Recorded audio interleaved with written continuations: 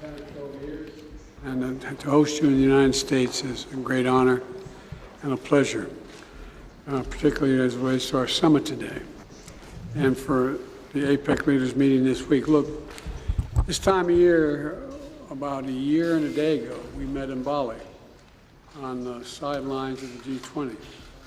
Since then, key members of our teams have had important discussions on issues matters to both our nations and to the world.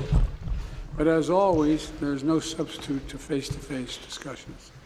I've always found our discussions straightforward and frank, and I've always appreciated them. Mr. President, we know each other for a long time. We haven't always agreed, which was not a surprise to anyone, but our meetings have always been candid, straightforward, and useful. I've never doubted what you've told me in terms of your candid nature in which you speak. I value our conversation because I think it's paramount that you and I understand each other clearly, leader to leader, with no misconceptions or miscommunication.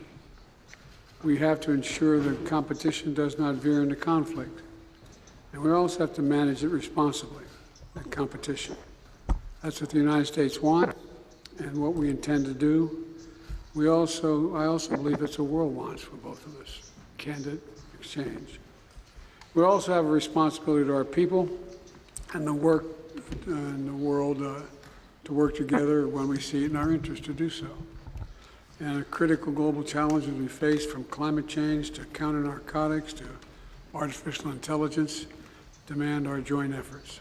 So I look forward to beginning this discussion, and I welcome you, and the floor is yours, Mr. President. And again, welcome back. Mr. President, good morning. Coming here, I think of your trip to China. When I was the Vice President of China, we had a meeting. It was 12 years ago. I still remember our interactions very vividly, and it always gives me a lot of thoughts. Last time we met in Bali, you said it was a year and a day ago. A lot has happened since then. The world has emerged from the COVID pandemic, but is still under its tremendous impacts. The global economy is recovering, but its momentum remains sluggish. Industrial and supply chains are still under the threat of interruption, and protectionism is rising. All these are grave problems. The China-US relationship, which is the most important bilateral relationship in the world, should be perceived and envisioned in the broad context of the accelerating global transformations unseen in a century. It should develop in a way that benefits our two peoples and fulfills our responsibility for human progress. China-US relationship has never been smooth sailing over the past 50 years or more, and it always faces problems of one kind or another. Yet it has kept moving forward amid twists and turns. For two large countries like China and the United States, turning their back on each other is not an option. It is unrealistic for one side to remodel the other, and conflict and confrontation has unbearable consequences for both sides.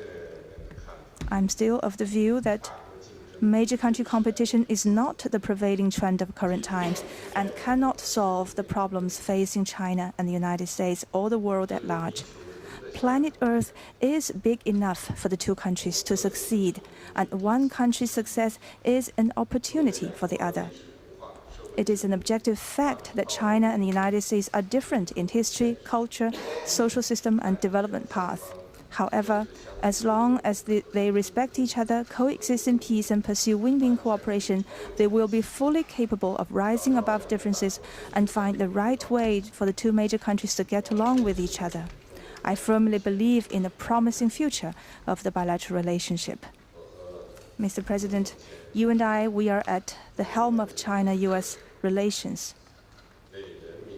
We shoulder heavy responsibilities for the two peoples, for the world, and for history.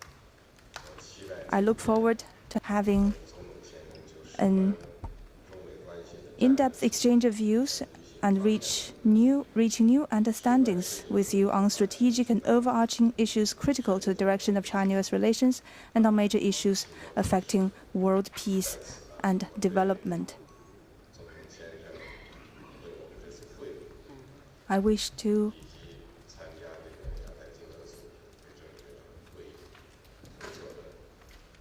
thank you for your thoughtful arrangements for our meeting today and for our participation at the APEC meeting. Thank you.